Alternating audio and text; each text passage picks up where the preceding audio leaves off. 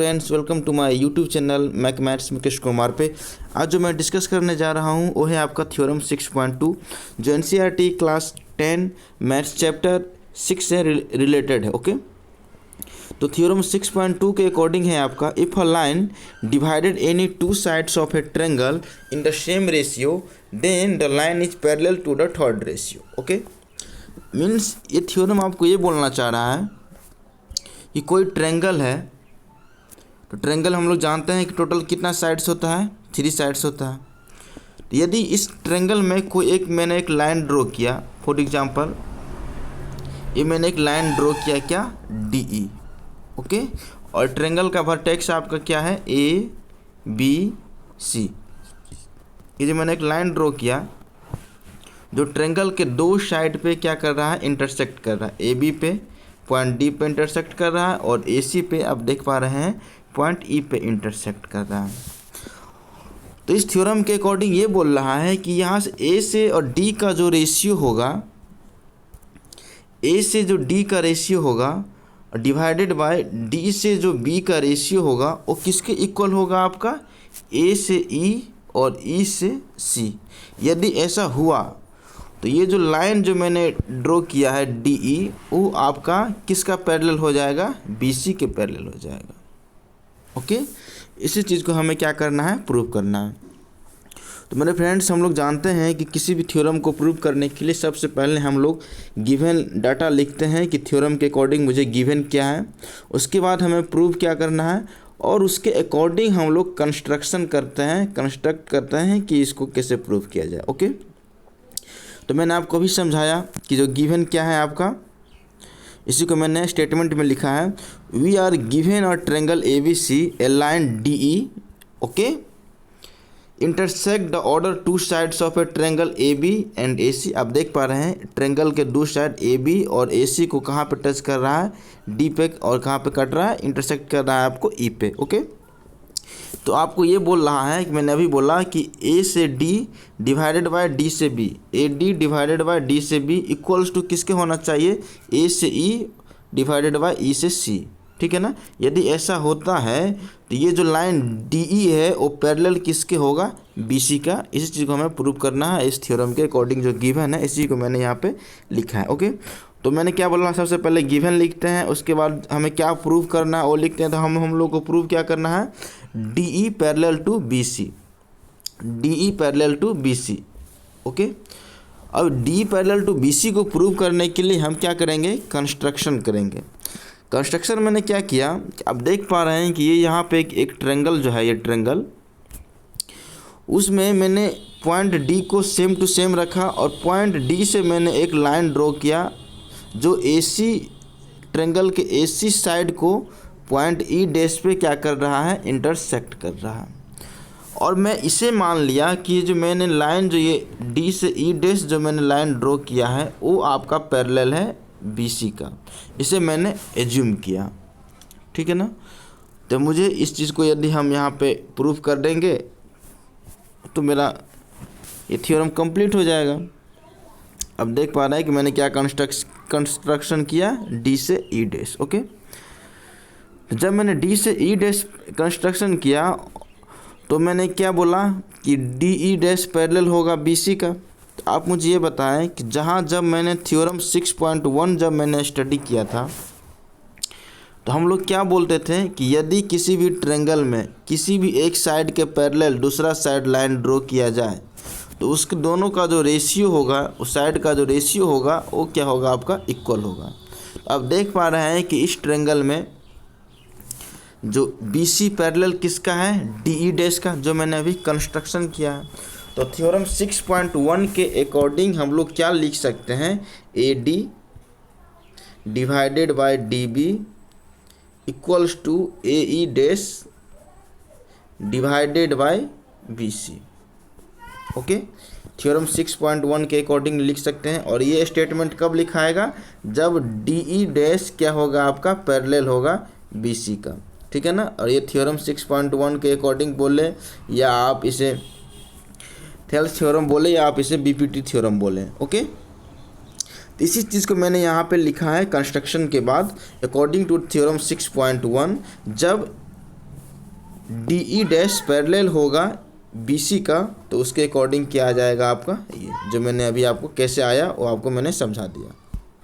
Okay, अब जो हमें जो गिवन डाटा है, गिवन डाटा के अकॉर्डिंग क्या है इस थ्योरम के अकॉर्डिंग कि डी ई पैरेलल है बी सी का। तो यदि डी ई पैरेलल है बी सी का, तो इसके अकॉर्डिंग जो थ्योरम 6.1 बोलता है उसके अकॉर्डिंग ये क्या हो जाएगा, D E A D divided by D B equals to A E divided by E C.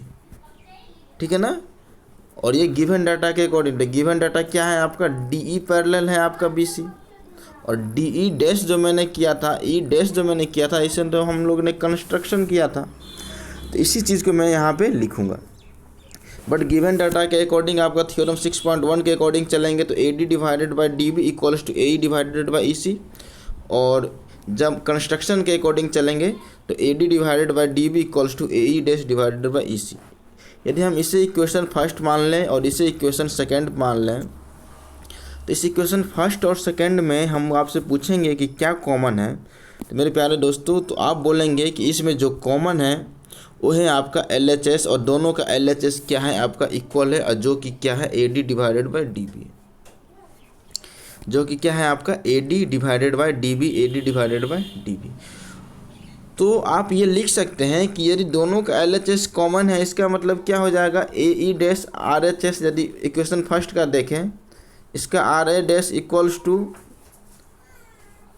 Equation second का आर एच एस हो जाएगा। तो इक्वेशन सेकेंड का आर एच एस क्या है आपका, A E divided by E सी। इसका मतलब क्या हो गया कि यदि हम दोनों इक्वेशन को यदि हम लोग कंबाइंड करेंगे तो वहाँ से दोनों का एल एच एस यदि इक्वल है, तो इसका मतलब क्या हो गया कि दोनों इक्वेशन का क्या इक्वल होगा आपका, आर एच एस भी इक्वल होगा। इसी चीज़ को मैंने यहाँ पे लिखा है equation first and equation second में E dash divided by E dash C, आप देख पा रहे हैं कि इसका आर एच एस है, और इक्वेशन सेकेंड का जो आर एच एस क्या है, A E divided by E C, A E divided by E C. Okay, अब जब हमने एनसीईआरटी बुक जब हम लोग चेक करेंगे तो वहाँ पे एक एग्जाम्पल भी दिया गया है इस थ्योरम के नीचे, ठीक है ना। लेकिन यहाँ जो हमें जिस चीज़ को प्रूव करना है तो वो उस एग्जाम्पल को हम लोगों को यहाँ पे यूज करना पड़ेगा। तो आप मुझे ये बताएं कि ये एल एच एस और ये होता है आर एच एस, यदि हम सिर्फ एल एच एस में +1 करें तो क्या ये इक्वेशन अब इक्वल है? जी नहीं। जब हम एल एच एस में +1 करेंगे तो हमें आर एच एस में भी क्या करना पड़ेगा, +1 ही करना पड़ेगा, न कि -1। ओके, तो मैंने एल एच एस और आर एच एस दोनों साइड मैंने क्या कर दिया, +1 कर दिया। जब आप +1 करेंगे, जब आप इसे +1 करेंगे तो मुझे आप ये बताएं कि ये 1 है, जिसका मतलब क्या है, इसका न्यूमरेटर में 1 है, इसका डिनोमिनेटर में भी क्या हो जाएगा, 1। मेरे कहने का मतलब 1/1 इक्वल्स टू हम लोग क्या लिख सकते हैं, 1। ओके, तो आप अब हम जैसे एल एच एस को देखें तो एल एच एस में क्या आ गया आपका, A E dash divided by E dash C, plus में 1/1। तो नीचे वाला जो डिनोमिनेटर का जो पार्ट होता है उसको हम लोग क्या करते हैं, एलसीएम,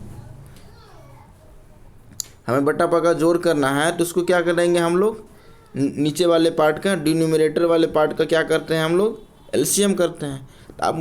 तो आप मुझे ये बताएं कि ई डैश सी और 1 का जब हम लोग एलसीएम करेंगे तो उसका एलसीएम क्या आ जाएगा आपका, ई डैश सी।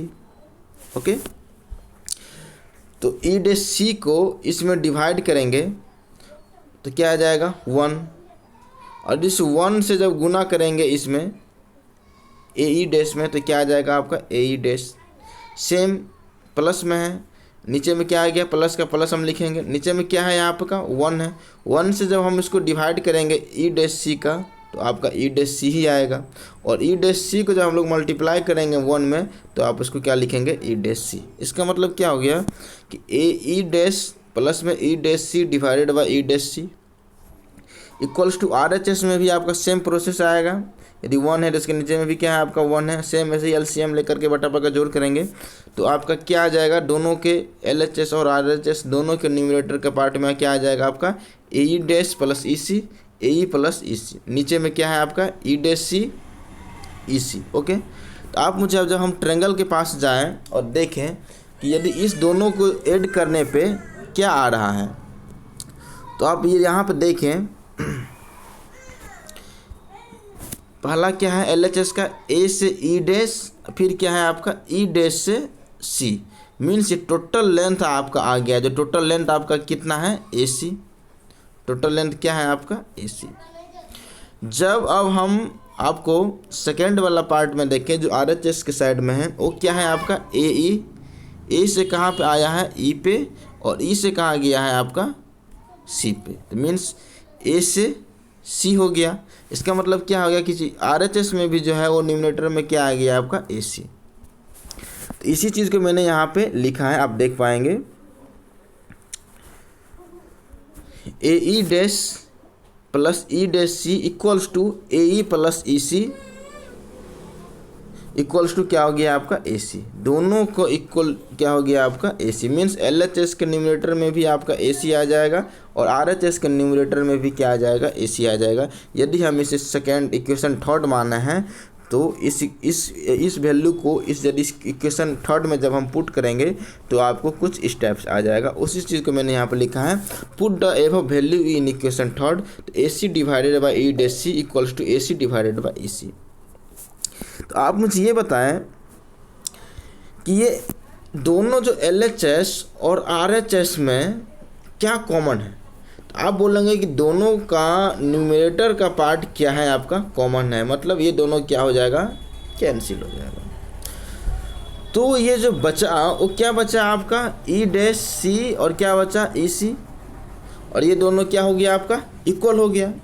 लेकिन मेरे प्यारे दोस्तों मैंने आपको ये बोला था कि ट्रायंगल में E डैश और E आपका एक नहीं है, क्योंकि ट्रायंगल में E को पैरेलल माना था, क्योंकि प्रॉब्लम में जो थ्योरम है के अकॉर्डिंग क्या बोला था DE parallel to BC। But मैंने क्या कंस्ट्रक्शन किया था कि DE dash parallel to BC। तो मैंने क्या कंस्ट्रक्ट किया था कि E डैश जो है वो आपका E नहीं है। लेकिन जब मैंने यहाँ पे प्रूव किया तो यहाँ पे क्या आ गया कि E डैश और E दोनों क्या है आपका एक ही पॉइंट है। जब ये पैरेलल होगा तो उसी शर्त पे पैरेलल होगा जब ये E डैश और E क्या है आपका दोनों एक ही पॉइंट है और एक दूसरे को क्या कर रहा है ये कोइंसाइड कर रहा है। इसका मतलब क्या हो गया कि जो थ्योरम हमें बता रहा है वो थ्योरम क्या है आपका 100% राइट है। इसलिए मैंने यहाँ पे लिखा है E dash C equals to EC। इसका मतलब क्या हो गया E and E dash must coincide. Okay, तो मैंने जो कंस्ट्रक्शन किया था DE dash parallel to BC वो आपका क्या हो जाएगा अब DE पैरेलल टू BC, क्योंकि E डैश को हम लोग क्या लिख सकते हैं E लिख सकते हैं, क्योंकि point E and E dash क्या है आपका सेम पॉइंट है। इसका मतलब क्या लिख सकते हैं जो मैंने कंस्ट्रक्शन किया था DE dash parallel to BC की जगह पे क्या लिख सकते हैं DE पैरेलल टू BC। यही मुझे प्रूफ करना था और ये आपका प्रूफ हो गया। ओके, अब देख पा रहे हैं कि मैंने कंस्ट्रक्शन क्या किया था DE डैश। इसका मतलब क्या हो गया ये जो ट्रायंगल जो है आपका ट्रायंगल, इस ट्रायंगल में DE जो है ये आपका E डैश ये नहीं होगा आपका, ये भी यहीं पे होगा, ठीक है ना। और E डैश दोनों क्या होगा आपका एक ही पॉइंट पे होगा। ओके, तो ये जो थ्योरम आपका बोल रहा है वो आपका DE parallel to BC 100% right है। ओके, मैं उम्मीद करता हूँ कि आप लोगों को समझने में कोई प्रॉब्लम नहीं हुआ होगा। ठीक है, यदि मेरा वीडियो आपको अच्छा लगे तो please like share and subscribe करें। अभी मैं यूट्यूब पे नया हूँ इसीलिए मैं अभी इस टाइप का PDF डाउनलोड करके मैं एक वीडियो बनाता हूँ। आप लोगों का प्यार यदि मुझे मिलता रहा तो मैं इससे आगे और भी अच्छा इम्प्रूव करूँगा। Okay, thank you.